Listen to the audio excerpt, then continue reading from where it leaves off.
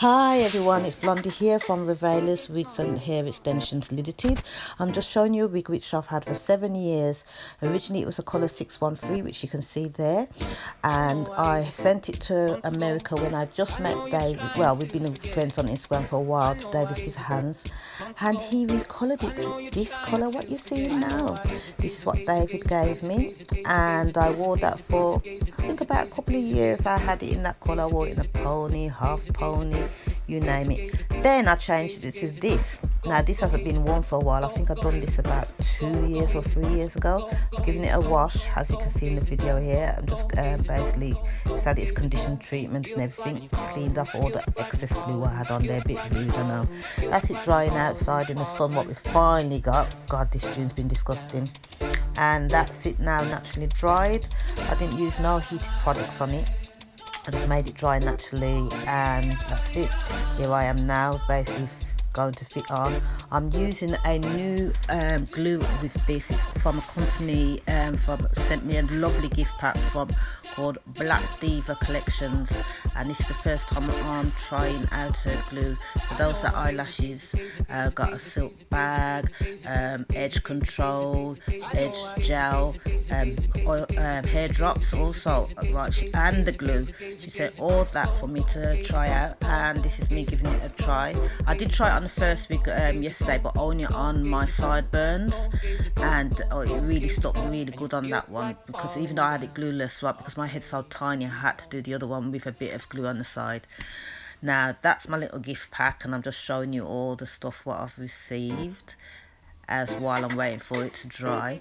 I was well chuffed when it came, you know. She just sent me out the blue.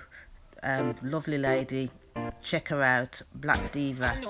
I will be basically putting all the links of what the products are used. I also used Oars Fix It, Mousse Fix It. I did that when I basically done my stocking cap on, and I basically used that product there. At the minute I'm doing the back, which is very awkward.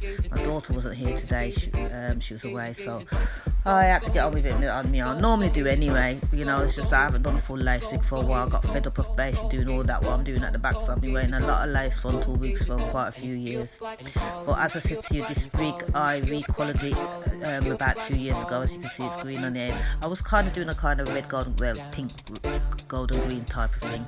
Just one of those kind of colours I was kind of skeptical of being an ex-rasta from when I was young.